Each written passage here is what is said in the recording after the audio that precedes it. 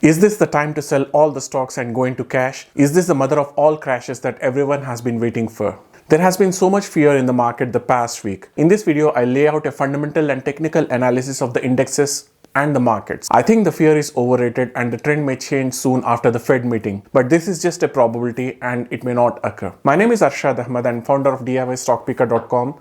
It's an investment portal dedicated to help investors make intelligent decisions. This video is only for informational purposes and please do your due diligence before making any investment decisions.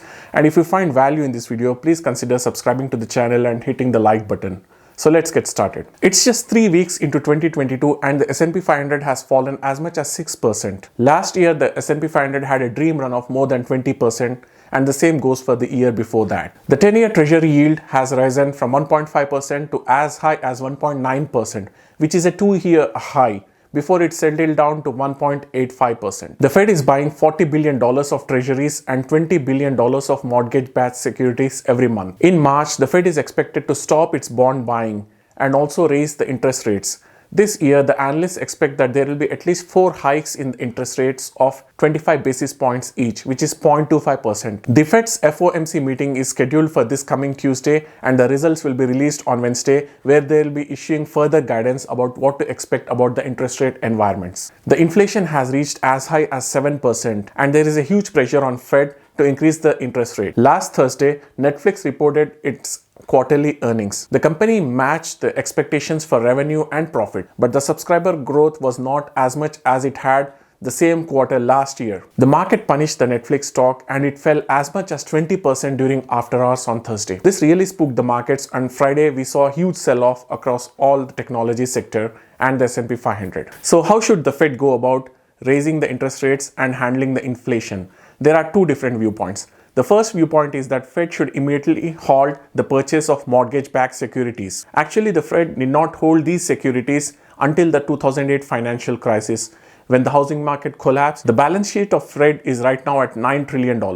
They want Fed to unload these mortgage-backed securities and have only treasuries. To raise the interest rates, there is a hawkish view that in the first instance, the Fed should raise the rates by 50 basis points instead of 25 basis points, which is 0.5% instead of 0.25%. This will be a shock and awe for the market. There is a view that Fed should immediately halt the purchase of the treasuries and securities right at this meeting and not wait until March to do so. Now let's go back in time and in 2019 see what happened when the Fed raised interest rates. In December of 2018, the Fed gathered and envisioned a plan to raise interest rates, and they already took the interest rates from near zero to 2.5%, and they had 4 rate hikes. This really spooked the market. In the days that followed, the markets plunged and S&P 500 was down by almost 20%, which is near bear territory. Mr. Powell at this point abruptly changed the tone in January 2019 and by the middle of the year was cutting rates rather than raising them. This time around, due to the rising inflation, the US government wants the Fed to act quickly and raise the rates. But they would only want to raise the rates as much as the market can sustain. The government cannot afford a stock market crash in the first year of its governance. As you can see, there is a very delicate balance between politics and doing what is right. Now let's start with the technical analysis of Nasdaq, S&P 500, Dow Jones and the Bitcoin. The sentiment in the market right now is of fear. And there are a few gauges by which this sentiment is measured. And we will go through a couple of them in this video and finally give a conclusion on. The Nasdaq has seen major selling and a 15% correction from the all-time high. The index has lost 2,000 points in a matter of 6 business days. Earlier, there was correction going on under the cover with growth stocks falling off more than 50% from their all-time highs. But the bigger stocks like Apple and Microsoft were powering the index. Now the correction has reached the blue chip companies as well. The next support level is at 13,500. There is a resistance level at 13,750 and another resistance level at 14,000, which is a round level. Looking at the S&P 500, the trend has definitely turned negative. Since the high of 4,800 set in early January, the index has shed 8.32%. On the daily chart, the market has taken the support level at 4,400, but it seems that this level will also be taken down. The next support is at 4,300 and further down at 4,250. If these levels are taken, then further selling can continue. If you look at the resistance level, the next resistance may be at 4,500. Looking at the Dow Jones Industrial Average, it has shed 2650 points or 7.17% in the past 10 trading days. There is a support level at 34,000 points. If this level is broken, then the next support is at 33,600. The resistance levels are at 34,500 and 34,750. The Bitcoin has broken the key support level at 40,000 and looking to test the key 30,000 levels. Russia may be adding to the fear that seem to be gripping cryptocurrencies.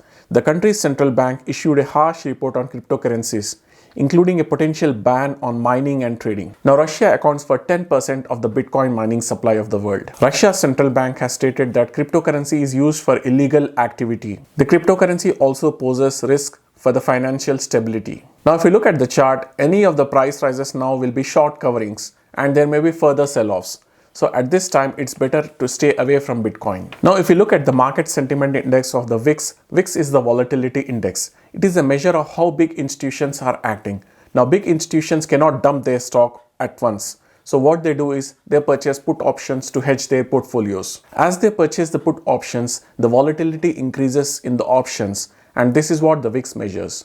So when the VIX goes up, it means that institutions are purchasing put options to hedge their portfolios, or they are selling call options and the premiums are rising at that point. The Cboe Volatility Index VIX is at 28.85, which is about 40% above its 50-day moving average.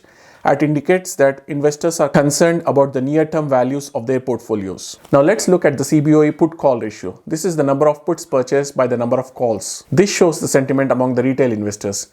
If the number of call options purchased are more than the puts, then that means that the retail investors are more bullish about the market. During the last 5 trading days, volume in put options has lagged volumes in call options by 73%, as investors are making bullish bets in their portfolios.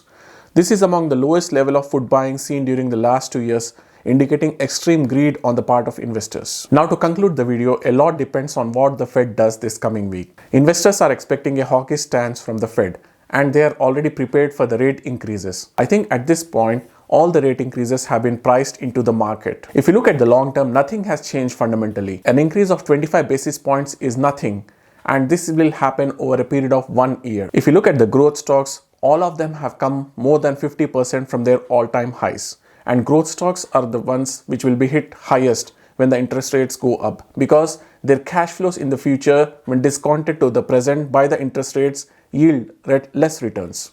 The investors are basically paying for what the company will achieve in the future rather than looking at the cash flows of the present. So how to navigate this tough market? The safe way to navigate the markets is to buy blue chip companies and value stocks and have predictable cash flows. The growth stocks may not return to their lofty valuations anytime in the near future. But if the investors have good companies in their portfolio and navigate this crisis in the market currently, then they will do very well in the long term. I hope you found this video informational. If you did, hit that subscribe button and share this video with your family and friends. And I hope to see you in the next video. Thanks for watching.